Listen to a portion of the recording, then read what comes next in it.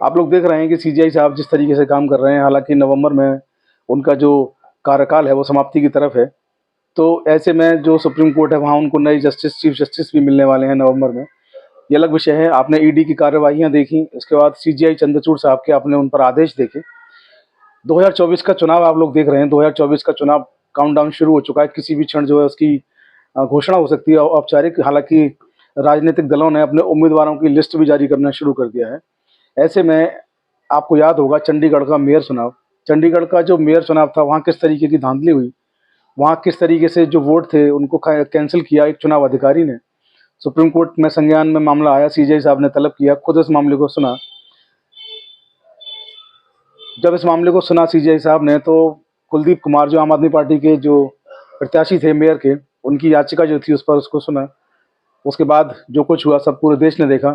चुनाव अधिकारी पर मुकदमा दर्ज करने का आदेश सुप्रीम कोर्ट ने दिया। चुनाव को जो गलती से क्या कहेंगे, साजिश के तहत जो भाजपा के जो कैंडिडेट थे उनको जो जबरन जिताया गया था आम आदमी पार्टी को हरा कर, आम आदमी पार्टी को दोबारा से उन्होंने वास्तविक रूप से जो मेयर थे उनको मेयर बनाया।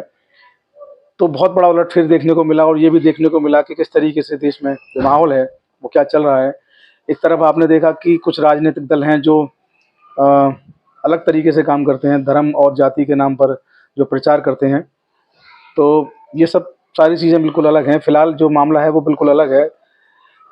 तमाम लोग जो पीड़ित रहते हैं समाज में, उनका कहीं ना कहीं रहता है कि हमने जो विधायक और सांसद जो चुने उनको जो वोट दिया, उस वोट के बदले जब हमें ज़रूरत पड़ी तो उन्होंने हमारी बात नहीं सुनी, हमारी बात को सुना नहीं, माना नहीं, हमारी मदद नहीं की, जबकि वो संवैधानिक पद पर थे। अगर वो चाहते तो मदद हो सकती थी।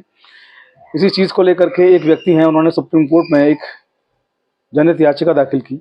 और जनहित याचिका उन्होंने जो दाखिल की वो ऐसी जनहित याचिका उन्होंने दाखिल की जिसमें सांसद जो और विधायक जो हैं उनकी जो मॉनिटरिंग है, उनकी जो निगरानी है, उसको डिजिटल तरीके से उनकी निगरानी करने के लिए एक याचिका उन्होंने दाखिल। कुंद्रनाथ कुंद्रा नामक व्यक्ति ने ये पीआईएल दायर की है। उन्होंने कहा है कि विधायक सांसद जनता के पैसे से वेतन पाते हैं, लेकिन वे खुद को राजा समझते हैं, जनता की परेशानी बात नहीं सुनते हैं।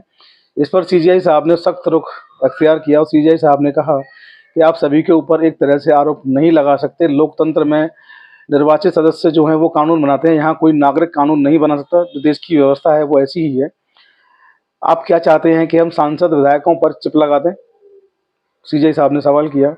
फिर आगे उन्होंने इसका जवाब भी दिया कि ऐसा हम नहीं कर सकते, क्योंकि प्राइवेसी नाम की भी कोई चीज़ है। संविधान का article 21 life and right to life and liberty, जीवन जीने की स्वतंत्रता का जो अधिकार है वो उनके लिए भी है। उनकी भी जो प्राइवेसी है, उनका अधिकार उन पर सुरक्षित है। आप ऐसी जो याचिका आपने लगाई है इसको लेकर आप पर जुर्माना भी लगाया जा सकता है, लेकिन फिलहाल आप पर जुर्माना ना लगा के आपकी इस याचिका को, आपकी इस पीआईएल को हम खारिज कर रहे हैं और आपको आगाह करते हैं कि भविष्य में कभी भी इस तरीके की याचिका आप ना लगाएं, वरना आपके ऊपर कॉस्ट भी की जा सकती है, यानी कि जुर्माना भी आप पर लगाया जा सकता है। तो आप देखिए किस तरीके की याचिकाएं जो है सुप्रीम कोर्ट कभी कभी पहुंच जाती हैं। डिजिटल निगरानी मॉनिटरिंग करने के लिए याचिका दाखिल होती है। उस याचिका पर सीजीआई खुद उसको सुनते हैं और जो आदेश जारी करते हैं कि हम उनकी भी प्राइवेसी, भाई बात तो बिल्कुल जायज़ कही सीजीआई साहब ने, उनकी भी प्राइवेसी है। आर्टिकल 21 की जो भी चीज़ें हैं वो सब उनको भी मिली हैं, आम जन को भी मिली हैं।